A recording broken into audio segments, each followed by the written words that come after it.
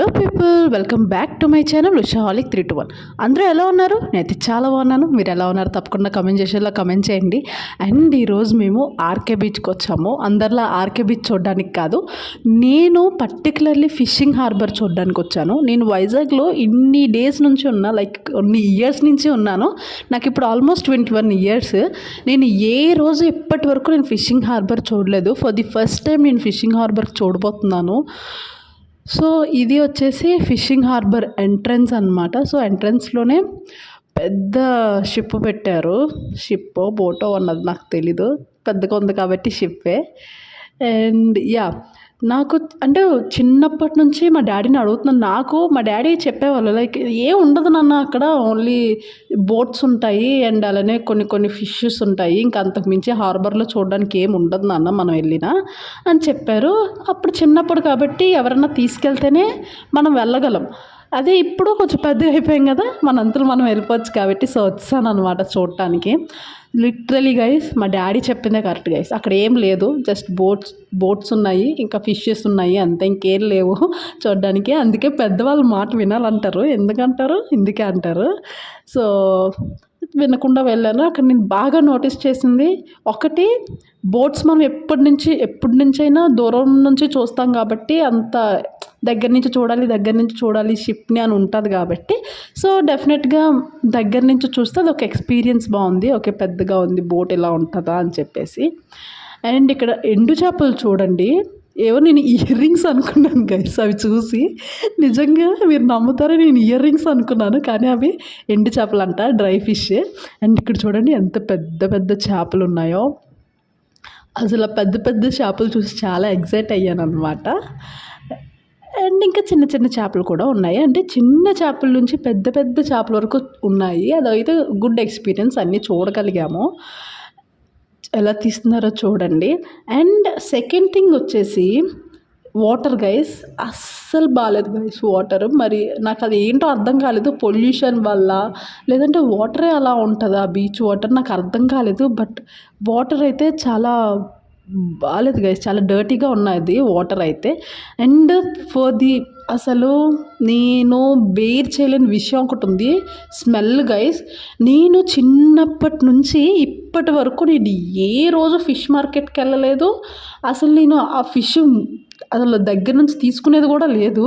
కానీ first time ఇంత పెద్ద హార్బర్కి వచ్చేసరికి ఆ స్మెల్ అసలు తట్టుకోలేకపోయాను గైస్. అసలు నేను ఎలానో అయిపోయాను, ఎంత ఫాస్ట్గా బయటకు వెళ్ళిపోతే బాగుంటుంది అని చెప్పేసి అనిపించింది. అండ్ ఇక్కడ బోట్లో లోపల స్టోరేజ్ ఉంటుందంట, ఈ చిన్ని బోట్లోనే ఫిషెస్ ఉన్నాయన్నమాట. నేను సర్ప్రైజ్ అయిన, లోపల స్టోరేజ్ ఉంటుందా అని అనుకున్నాను. అంటే నార్మల్గా చూసినప్పుడు ఏం అనిపించదు కదా, ఒక స్టోరేజ్ ఉంటుందని మనం గెస్ట్ చేయలేం కదా. నేను కూడా ఓన్లీ పైన కూర్చోడానికి ఉంటుందేమో అనుకున్నాను, కానీ అలా ఆ స్టోరేజ్ నుంచి తీసుకెళ్ళి ఇలా పట్టుకెళ్తున్నారనమాట. Finally good and bad experience కూడా అయ్యింది, కొంచెం యావరేజ్ ఎక్స్పీరియన్స్ అన్నట్టు. మీరు ఎప్పుడైనా వైజాగ్ హార్బర్ చూసారా? ఫిషింగ్ హార్బర్ ఒకవేళ వెళ్ళారా? వెళ్తే మన వైజాగ్ వాళ్ళు ఎవరైనా ఉంటే కమెంట్ చేయండి కింద. హార్బర్ చూసేసాక వైజాగ్ బీచ్ ఎక్స్ప్లోర్ చేద్దామని చెప్పేసి వచ్చామన్నమాట. బట్ మేము అలా అన్నీ చూస్తున్నాం, అసలు ఎక్కడ దిగుదాం ఏంటి అని చెప్పేసి. కానీ బీచ్ రోడ్లోనే డ్వాక్రా బజార్ అని ఒకటి పెట్టారు. సో అది ఎక్స్ప్లోర్ చేద్దామని వెళ్ళాము. ఆ డ్వాక్రా బజార్ బయటే ఇలా హ్యాండ్ ప్రింట్స్ ఉంటాయి కదా, అవి పెట్టారు. నేనైతే ట్రై చేయలేదు, ఎందుకంటే నాకు ఏమైనా కొత్తవి ట్రై చేయాలంటే అది కొంచెం కష్టం, నాకు కంఫర్ట్ జోన్లోనే ఉంటాను.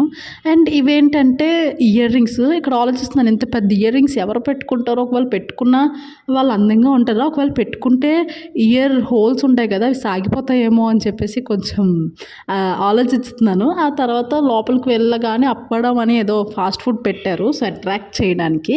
అండ్ అలానే చాలా చాలా స్టాల్స్ ఉన్నాయి.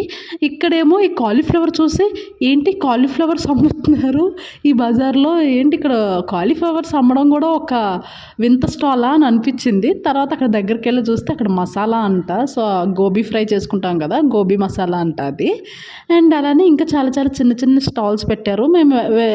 అండ్ అలానే సెరమిక్ కూడా ఉన్నాయి, డిఫరెంట్ డిజైన్ గైస్. అసలు ఎంత బాగున్నాయంటే ఆ డిజైన్స్ చాలా బాగున్నాయి. మొత్తం సెరమిక్ మనకు దొరకలేదంటే ఏం లేదు, అన్నీ దొరుకుతాయి. అండ్ అలానే ఇక్కడ 20 రూపీస్ బజార్ అని పెట్టారు, ఏ ఐటమ్ అన్నా 20 రూపీస్ అంట. సో ప్రతి ఐటమ్ చూసాము, చిన్న చిన్న పోలోస్, చెర్రీస్, చాక్లెట్స్, ఇంకా ఆ పక్కనే ఈ కీ చైన్స్ కూడా అమ్ముతున్నారు. ఆ పక్కన స్టాల్‌లో కీ చైన్స్ కూడా అమ్మారు. అండ్ అలానే మేము అక్కడ 20 రూపీస్ స్టాల్‌లో రేగొడియాలు చూసాం guys. It's literally love guys.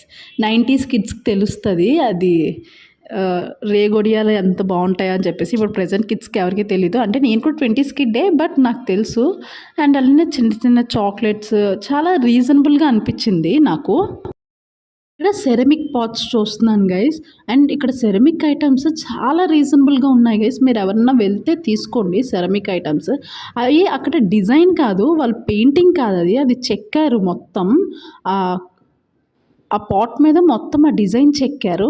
And ఆ పక్కనే కొంచెం పర్ఫ్యూమ్స్ ఉంటే చూసాము. ఆ తర్వాత స్లిప్పర్స్ ఇవన్నీ చూసామన్నమాట. కొన్ని గేమ్స్ కూడా ఉన్నాయి అక్కడ మొత్తం. కిడ్స్ అయితే చాలా బాగా ఎంజాయ్ చేస్తారు. బట్ మేమైతే అసలు ఒకటి కూడా ట్రై చేయలేదు. ఎందుకంటే అప్పటికే ఫుడ్ లేదు మాకు మధ్యాహ్నం. అస్సలంటే అస్సలు నడవలేకపోయాం. నడవడానికి కూడా ఓపిక లేదు. సో, కొంచెం అలా ఇంకొంచెం ఎక్స్‌ప్లోర్ చేసి వెళ్ళిపోదాంలే అని చెప్పేసి ఇలా బ్యాంగిల్స్, ఇంకా ఏవో మూలికలు అమ్ముతున్నారు ఇక్కడ. అవి చూసేసి అండ్ ఇక్కడ హ్యాండ్‌మేడ్ అంట ఇవన్నీ బాటిల్స్. చూడండి అక్కడ వేస్తున్నారు. పెయింటింగ్ వేస్తున్నారు బొమ్మలకి. అవన్నీ హ్యాండ్‌మేడ్ అంటే చూడ్డానికి చాలా బాగున్నాయి గైస్. అవి చూసేసి ఇక ఫుడ్ దగ్గరికి వెళ్ళిపోయామన్నమాట. నేనైతే స్పెషల్ పానీపూరి ఏదో తీసుకున్నాను. అండ్ అలానే నెక్స్ట్ టొమాటో బజ్జీ తిన్నాం గైస్. అండ్ అలానే మామిడికాయలు కూడా తీసుకున్నాను. ఎంతమంది మీరు బీచ్‌కెళ్తే నాలా ఎంజాయ్ చేస్తారు? లైక్ బీచ్‌కెళ్ళి టొమాటో బజ్జీ తిని వెంటనే ఐస్ క్రీమ్ తినేసి మంచిగా బీచ్‌ని చూసుకుంటూ ఆహ్, ఏదో ఆలోచించుకుంటూ ఇలాంటివి మీరు ఎంతమంది చేస్తారు? బీచ్‌లో బాధొచ్చినప్పుడు ఎంతమంది కూర్చుంటారు? అండ్ అలానే ఆ నెక్స్ట్ డే రాముడి ప్రాణప్రతిష్ఠ జరుగుతుంది కదా అయోధ్యలో. సో, దానికోసం ఇక్కడ చేస్తున్నారనమాట. సో, అది కూడా కొంచెం క్యాప్చర్ చేశాను. ప్రతి ఊర్లో ఊరేగింపు జరుగుతుంది కదా! అలానే బీచ్ రోడ్‌లో కూడా బాగా చేశారు. ఆ రథం చూడండి ఎంత బావుందో.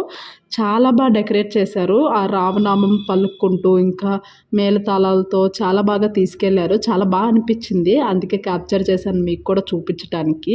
వీడియోని ఇక్కడితో ఎండ్ చేస్తున్నాను. సో, ఇలాంటి వీడియోస్ నా ఛానల్‌లో చాలా ఉన్నాయి. ప్లీజ్ వెళ్లి చెక్‌ఔట్ చేయండి. అండ్ అలానే వీడియోస్ నచ్చితే నా ఛానల్‌ని సబ్స్క్రైబ్ చేసుకోండి.